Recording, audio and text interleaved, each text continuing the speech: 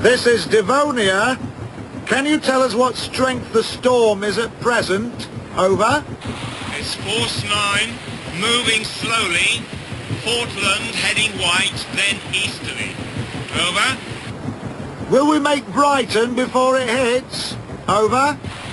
On your present course and speed, Devonia, touch and go. Over. Message received and understood. Over and out. Could be in for a bit of a blow then, sir. Yes, indeed, Harry. Should make for a lively supper in the dining room, eh?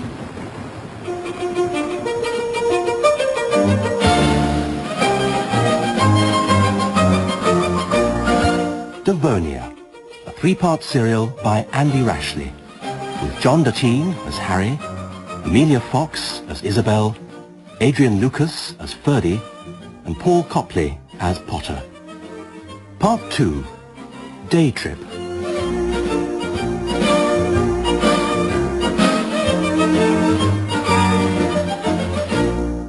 Dear Mercy, these trips make for long days. Leave Brighton at dawn, cross the Channel, 4 hours at Boulogne so the passengers can go shopping and take lunch, then back home by midnight, if we're lucky. That particular Saturday, the sea was like glass, and the air was still, even mid-channel. One of those sultry, oppressive late August days that make you long for the autumn. We'd been warned of a break in the weather, but that was no real indication of the storm to come.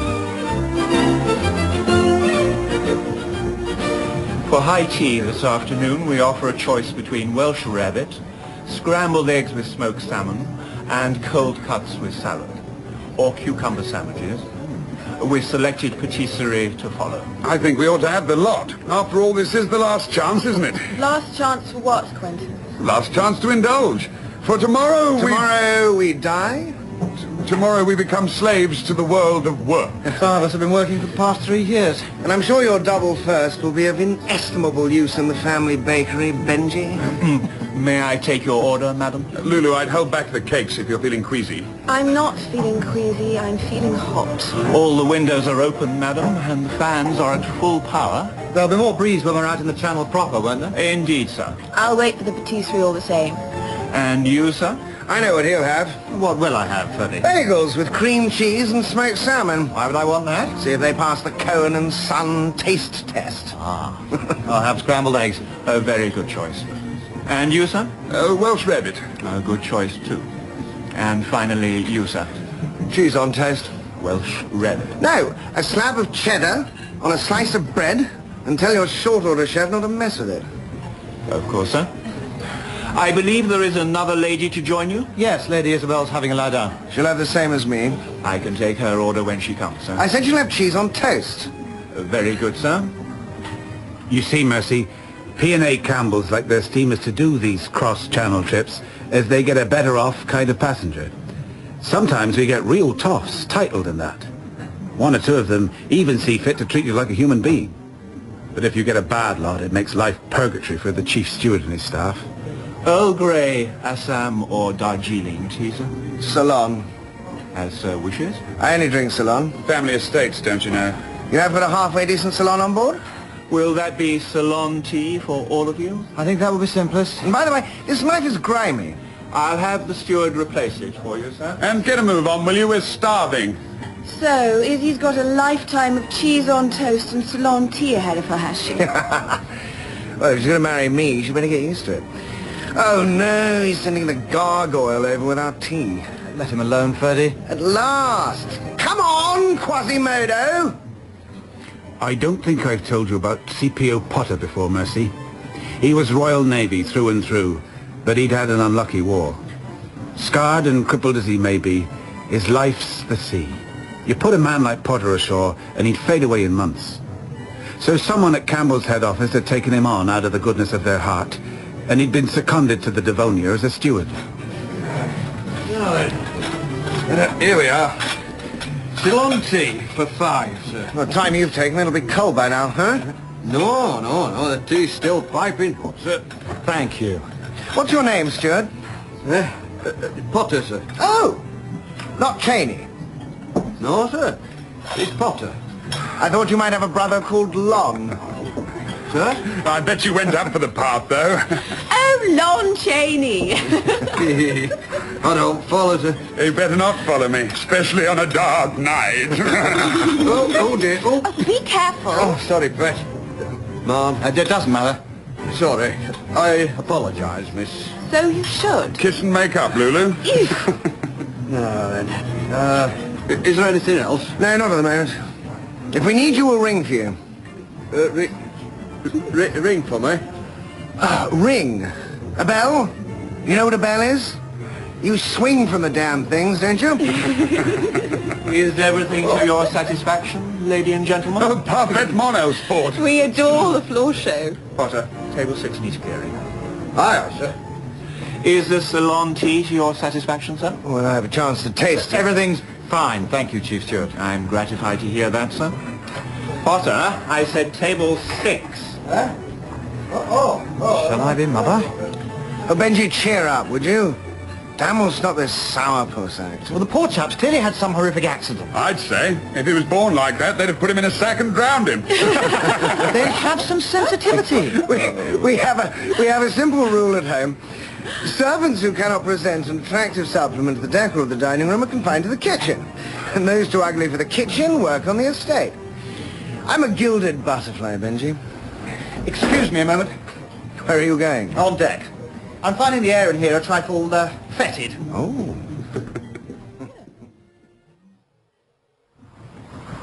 If we can make 16 knots until the sea cuts up, we should be home and tucked up by the time it hits. At least the storm will clear the air. That'd be a blessing. Thank you for the now, sir. Keep it steady as she is, coxswain. I'll talk to the chief. Aye, sir. Bridge? Yes, Chief Steward? Oh, Lord, what does he want now? Thank you, Chief Steward. I'll tell him. What's up? One of his meat pies gone off? Potter. Again? Afraid so, sir. Oh. I'll get down and see him now. And you come with me, Mr. Mate. I need someone riding shotgun. Chief Steward's hardly Tom Mix. Tom Mix fights fair.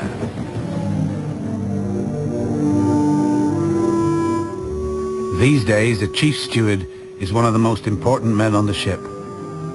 There's strong rivalry between the Campbell ships as to which provides the best service, and Renton, our chief steward, prides himself on running a hand-picked team.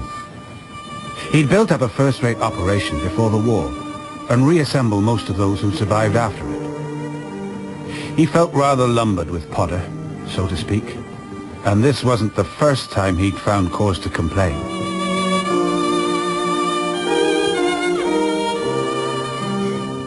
Before the war, the White Funnel line was a legend on account of the quality of its catering. It still is, Mr. Renton. Silver service, cordon bleu chef.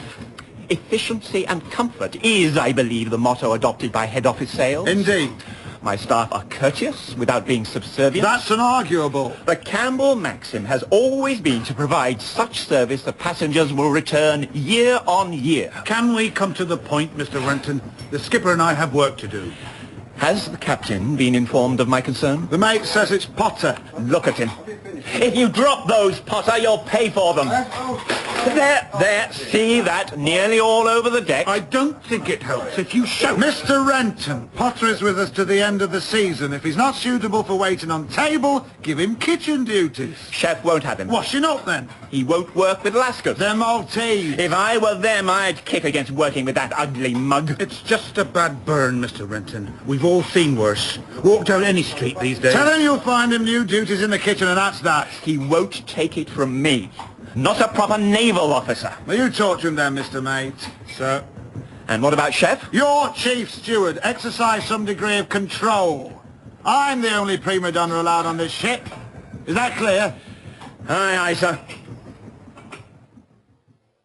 One look at poor Potter, and I appreciate how fortunate I was to get through the war unscathed. But, mercy, you of all people know that. And dear little Wilfred having no dad, and having to make do with a godfather he hardly sees. By the way, I've started to make him a ship in a bottle for his 9th birthday. You never guess how hard it is to pull the masts up once you've slid the ship into the bottle. I snapped them first try, and had the Dickens' own job getting them to stay stood up a second go. Never was the artistic type. Not like his poor father was.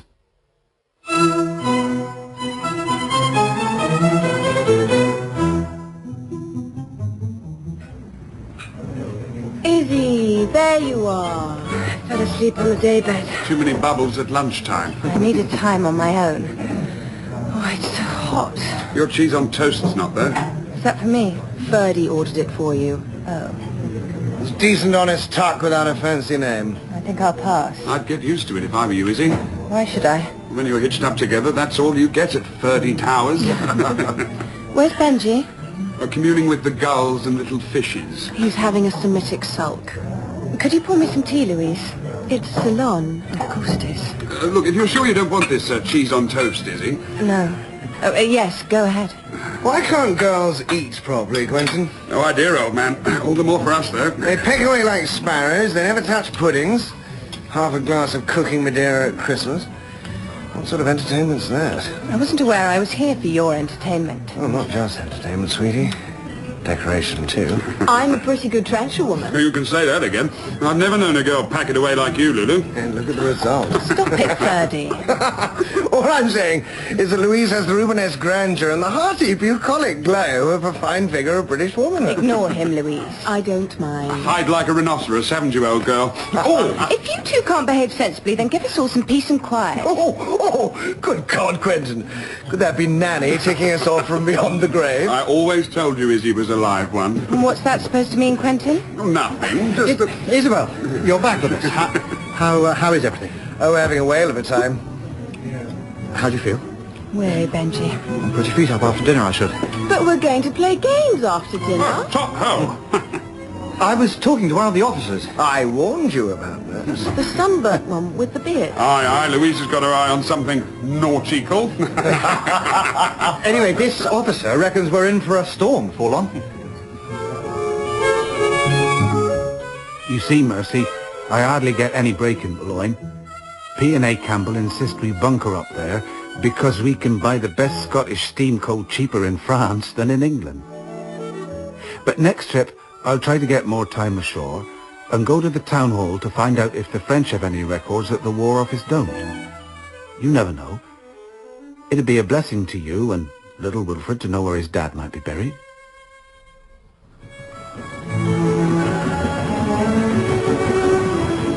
I think we're going faster. Are we? Feels like it. I can almost feel the wind in my face. It's a strange end to it all, isn't it? End to what? To us. The Cambridge Cabal. Ah, is that what we are? It's what some friend of Louise's at Girton called us. And now we're being scattered to the four winds. Quentin off to the city. Eventually, wangled himself a grand tour until October. Greece. Rome. Istanbul, all stations to the rose-red city, that sort of thing. How we can afford it, God only knows. When do you start work? Monday. Into the family firm, eh? Start at the bottom, though. The aged P won't have me in the boardroom until I've learnt the ropes. So, 6 months in the bakery before I see daylight. After that, I get to go up packaging and distribution, then direct sales, search, then... Izzy, it's going to take me a good few years to climb the dusty pole. It'll be quite a shock to the system. Yes. I wonder what my fellow bakers will have to say about the silver poets of the Augustan age. They'll give you racing tips and talk about footer. Boxing, more like. One of the packers is a promising welterweight. You'll keep in touch, won't you? If and when. Did I ever tell you we're the third biggest mass retail bakery in the country now? I think you've mentioned it once or twice. Sorry. I'll think of you every time I nibble a bun. And I'll think of you and Ferdy as I knead my dough. Why me and Ferdy? Well, We're not a parcel. Nobody's wrapped us up and written "Do not open" until 1965 in indelible pencil. Izzy, I'm sorry. I'm not some appendage that he lugs around with him. But you are going to marry. So it seems. So it does. I have to, Benji. Times are harder for Daddy than you can imagine. Are they? He's had to sell his stretch of the salmon river in Scotland. Oh, Lordy, lordy. Don't be hurtful. Sorry. You're my best friend, Benji. And Ferdy's too. Is that what I am? You're the only person I know he respects. There's Quentin. Nobody respects Quentin. No, I mean, here's Quentin. Come on, you two. We're all in the saloon waiting. Waiting? Waiting for what? Charades, Benji, charades!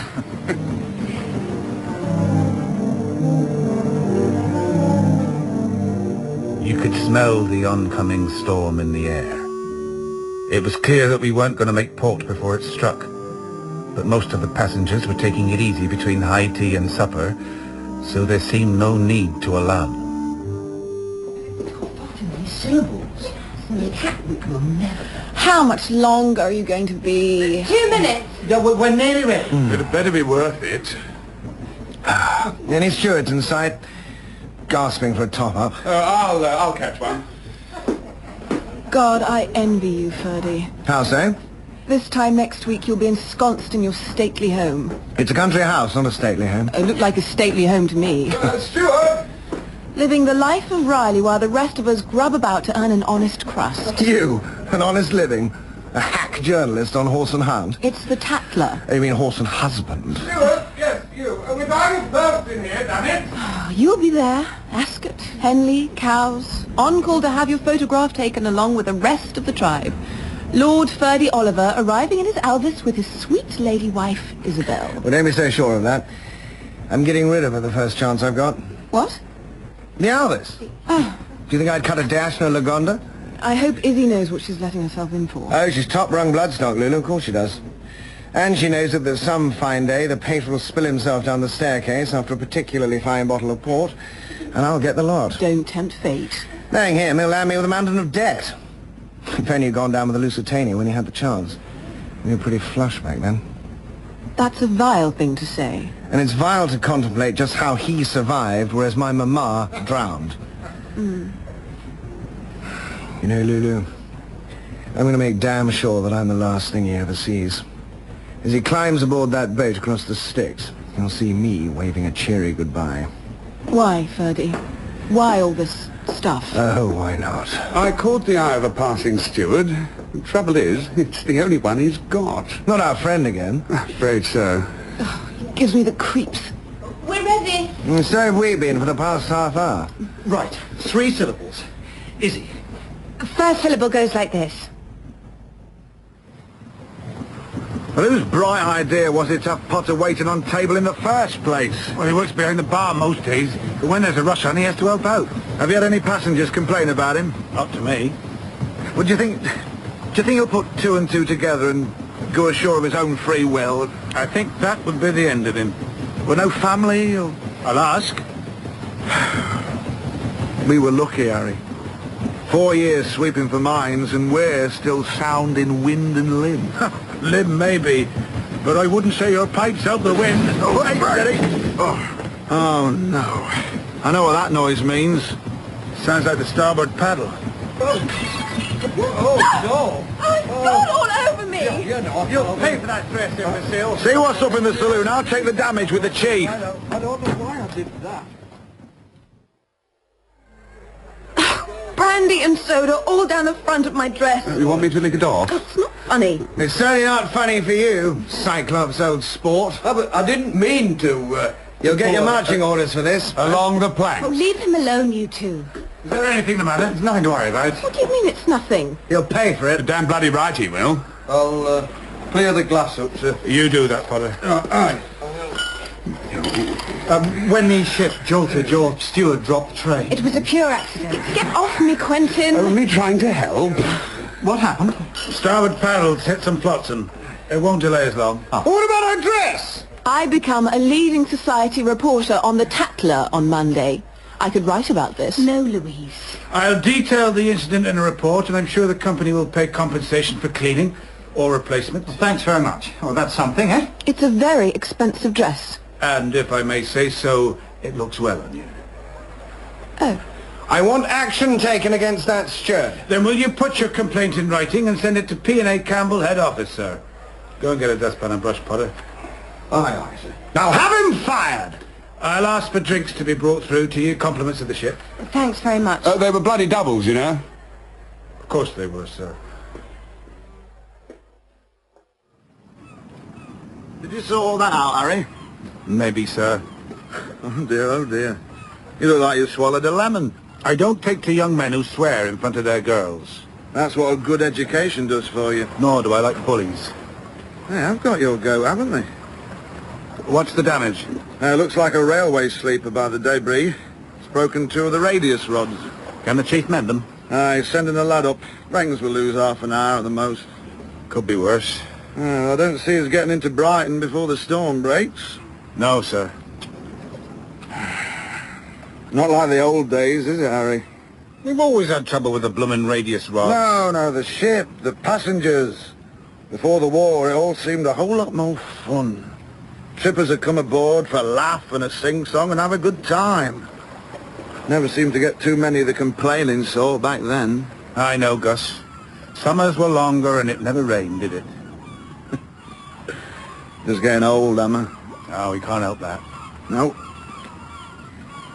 Hey, did I tell you Elsie's got another kiddie on the way? No, you didn't. Oh, Lord, that'll make it... Around 8.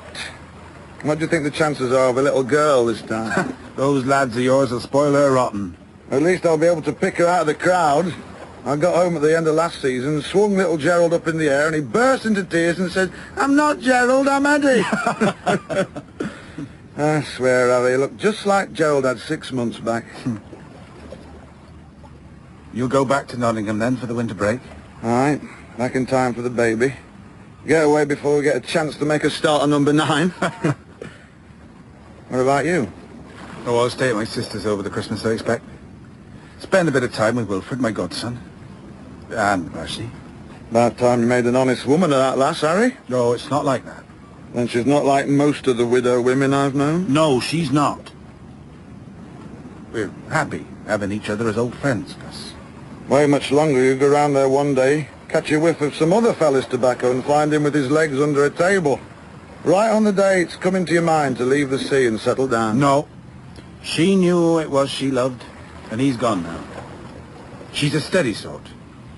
She'll not wed again, just for the sake of it.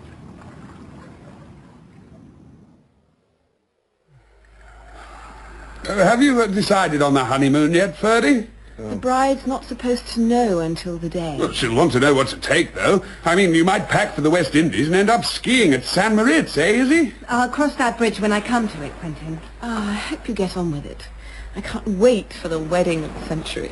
Can't you? But they've already deboned a Zeppelin to make Lulu's bridesmaid's dress, haven't they? Ow, that hurt. We haven't even decided a date yet. Must have slipped our minds. Well, they still haven't started the engines. Perhaps the chap who cranks the handles drowned. Well, this is jolly, isn't it? Another charade, anyone? This one not good enough for you? What do you mean? He means? No matter. I think I'll get some fresh air. Do you want me to come with you? No, Lulu. No, thanks.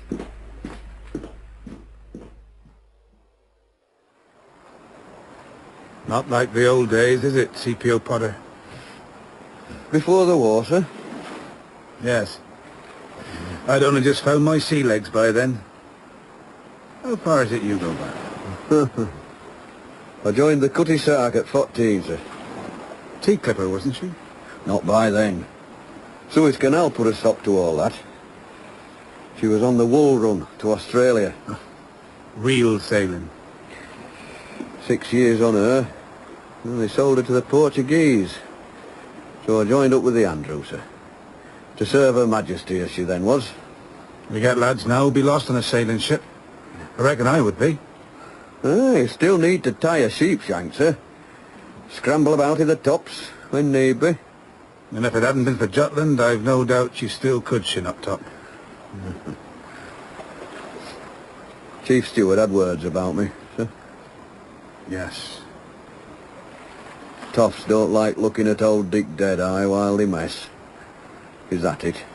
Well, you're a bit clumsy, he says. Only when they rush me, sir. Do you have family, sure? Younger sister, sir. Back in Yorkshire. And does she keep in touch?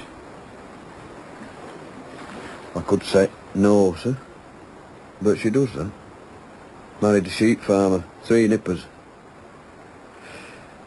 Always says I'd be welcome. Well, perhaps at the end of the season. Cold up there in the winter, sir. But, like, from what you're not saying, I might as well be cold up there as anywhere. What the hell's it got to do with you? Does it not occur to you to go after Izzy? Talk to her. What for? Tell her what's up with you. Oh, you're being impossible, Ferdy. All the smart remarks, they used to be funny, now they're not. Were they ever? Remember how we'd go round together, Jack and Peter and Paddy O'Hare, and how one by one they drifted away? Why do you think that is? Toad eaters to a man. They weren't. They liked you. We all did. We had fun up until you started pushing things just that inch too far, and now we're the last chums you've got. Next week, you'll all be gone too. Well, not Quentin. You won't get rid of him that easily. Or Louise. Well, you know what I think of Louise. Then why did you go with her when we first came up? I've just told you, keep up, Benjamin. I don't think I can be bothered anymore. If I can't be honest with you, then who can I be honest with? Isabel? Well, she doesn't want to hear the grubby details about my romps with Louise. Just talk to her. Tell her what you feel. I can't do that. What do you feel? Weary. Weary of the whole damn shooting match. Like a mouse in a cage, going round and round and round on his wheel. It's a bigger cage than most. You'll not turn your back on me, Benji. I'll start in the bakery on Monday. You'll not see me again until I emerge from my chrysalis of hard graft. There's always Quentin. There is that. And Izzy. I see you say. Do you love her? Love? That's the word. Crops up a bit in Eng-lit, if you remember. Love is the last thing one needs in a marriage. Not exactly John Donne, Ferdy. It's true, though. Izzy's a very dutiful girl. That's the white woman's burden. She'd not go against her family's wishes. If anyone's going to break the engagement off, it's got to be you. I can't do that, old man. Noble scion of a noble line will be hell to pay. You could afford it. Tell that to the governor. He needs this arrangement as much as her folks. Does he? Right, so. You'll stick by me, won't you, Benji? Whatever I see fit to do. I was brought up to have an exaggerated respect for the concept of family. Am I family? Yes. But so's Izzy. And you don't love me in the way you love her, do you?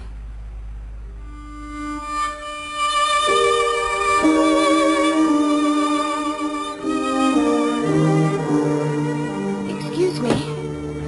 How can I help you, miss? That steward you were talking to just now. CPO Potter, CPO? Chief Petty Officer. He wasn't always a steward. One might have guessed. Royal Navy man. I see. Is that all you wanted to know, miss? No, The dinner gong, miss. Actually, it's my lady. Oh, I apologize. I wasn't aware of that. I'd take dinner promptly if I was you. We're in for a bit of a blow. Yes. Was there something else? That Potter. What about him?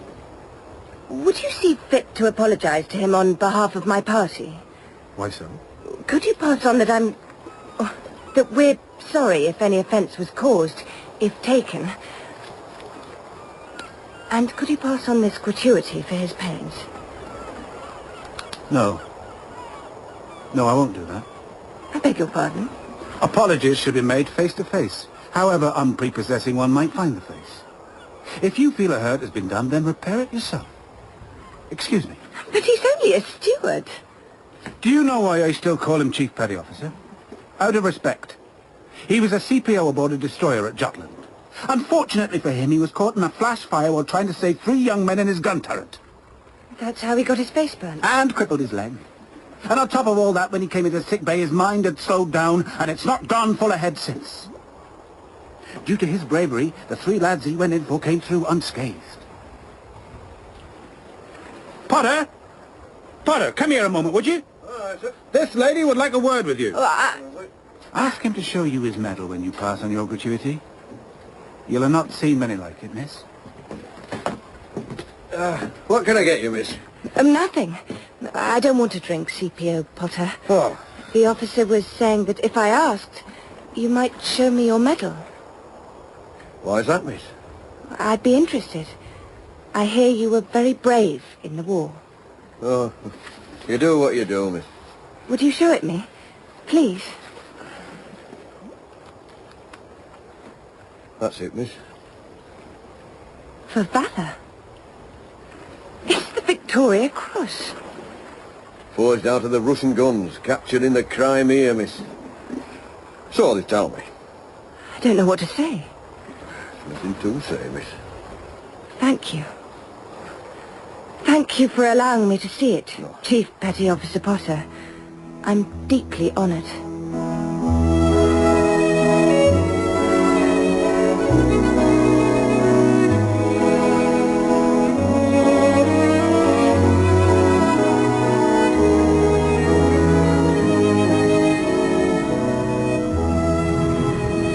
Are you not going to finish that, Quentin? I'm not sure that Tornados Vicini was such a good idea, given the change in the weather. Pass it over here, then. Or do you want some with me? No, thanks. That's quite a lively roll on the ship now, isn't it? Lively. We're in the middle of a hurricane, if you ask me. Ladies and gentlemen, I'm sorry to interrupt your dinner, but because of the present storm, we have roped off the deck areas. If, when you have finished, you could stay under cover for your own safety. We've had news over the Marconi wireless that the weather conditions, though fierce, will be short-lived, and that we shall expect to arrive in Brighton in fair seas. Only an hour or so later than expected. Thank you. They're keeping us in, eh? Just when you wanted to go for a stroll on the deck, Quentin. I could do with some fresh air. You're looking rather pale. You should see how pale I am on the inside. I'd lie down for a bit after dinner if I were you. I might do that now. Well, miss the final reckoning? Steward, where's that claret? What reckoning's that, Ferdy? I've a good mind not to pay the bill. I only managed the soup. There's no guarantee that'll stay down. Oh, you, Quentin? Not paying a bill? Of course I will. I always pay my whack. Is that a fact? Look, I'm not feeling too great, Ferdy. Oh, excellent. Hit them while they're down.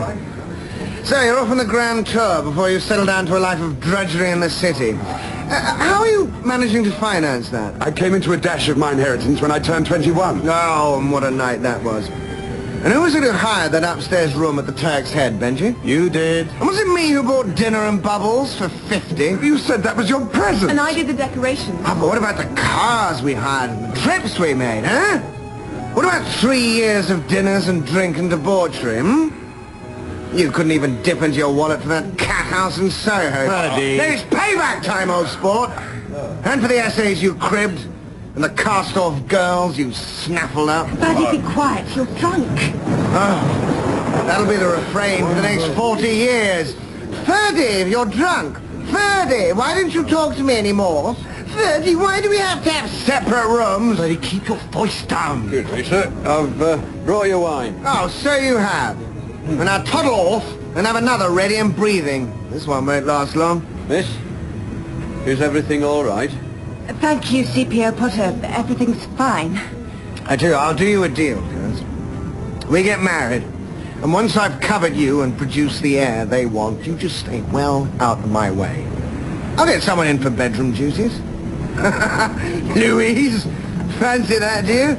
Rekindle old flames. Benji, shut him up. Lulu, if memory serves, we had a jolly bouncing time together. Much fruitier than sharing a bed with a plank of wood. How dare you? Ah!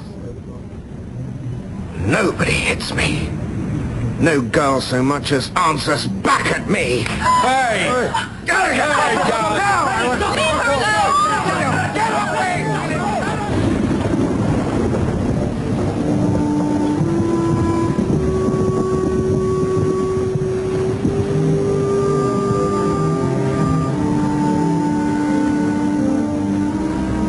I wasn't in the dining room when it happened, Mercy. If I had been, I don't think I'd have been responsible for my actions.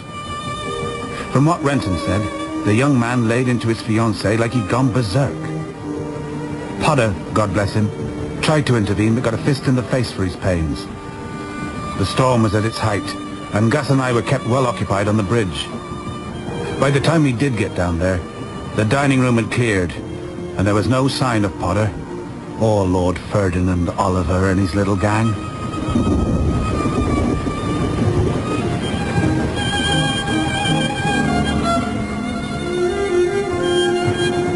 Do you want to go to the cabin and lie down, Izzy? I feel happier staying here with all of you. We weren't much of a help back in the dining room. If I'd been in tip-top form, I'd have stepped in.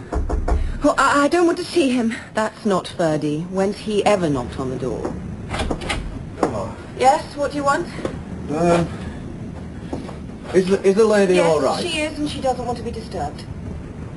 Oh, does she need anything? No, she's Thank fine. you, CPO Potter. I'm all right. Thank you for asking. Oh. Thank you. Thank you, goodbye. You think old Quasimodo fancies you, Izzy? Don't call him that, please. If you're not going to use that cabin, Izzy, I think I'll take advantage of it. Not feeling too rosy myself. Do you want a hand? I think I might need one. You be careful, though. I've had one dress ruined already today. Stay with me, Benji. Yes, of course. We'll see you later. Yes. Are you sure you're okay? What made him do that? Go off like a firework, you mean? What did I do to provoke him? You did nothing. He hit you in full view of a room full of diners. Now, what would your parents say to that? They'd never let me marry him now, even if I begged them. Exactly. Ferdy's just closed a chapter of his life, and not one of us will appear in the next. Don't ask me why, but it's the way it is. Does he hate us that much? He doesn't hate us at all.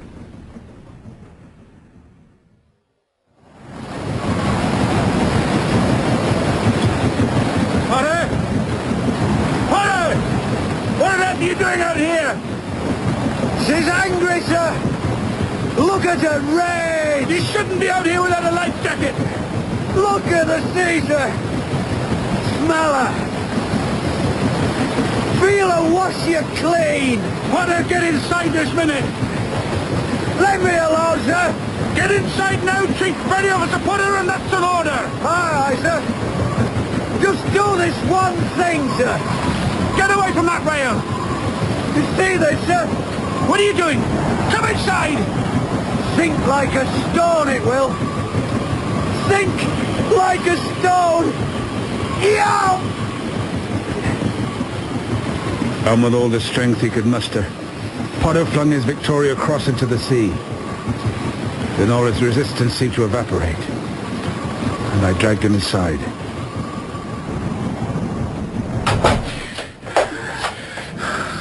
Potter, what do you think you were doing? Oh, it was the sea gave me the strength to earn it. The sea must have it back. But why? I'll not work out the season, sir. When we reach port, I'll be on my way, sir. If that's acceptable to you. Like I say, the sea's given me a life. She's been true by me. I'll bid her farewell with a gift or two. Wouldn't do to outstay me welcome. My sister's sheep farm. High up on the moors, she says. Long ways from the sea. It'll suit to end my days there. And Potter was as good as his word. The moment we docked in Brighton, he saluted Gus and he saluted me. Then he turned as smart as he could, and kit bag slung over his shoulder, strode straight off the ship. He didn't look back. Not once. Like he never wanted to look upon the sea again.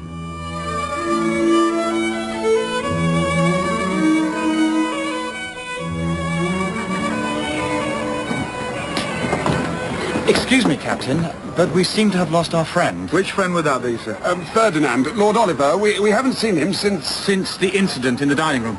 Well, might he have gone ashore already? Most of the passengers have. We've been watching from up there. We came down in his car. The Alvis is still there on the quayside.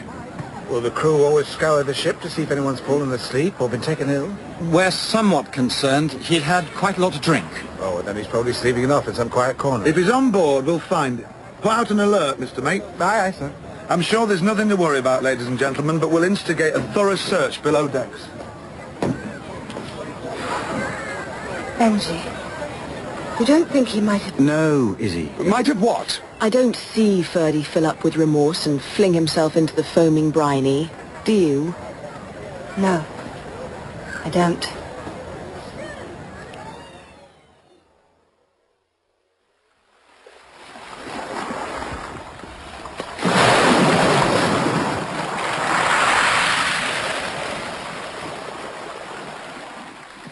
They found a body washed ashore up the coast in Pevensey Bay.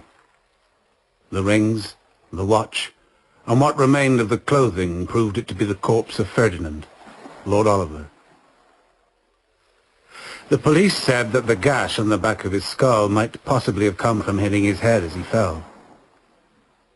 But what can't be explained is the round turn and 2 half hitches on the whipcord about his neck. This could only have been tied that tight and that neat by an experienced sailor. For better or worse, I didn't tell the policeman where Potter had gone. I claim no knowledge of any family. You know, he said he'd given the sea a gift or two. I thought at the time it was a slip of the tongue. And perhaps it was. But it doesn't do to get on the wrong side of a true friend of the sea. She doesn't take kindly to that.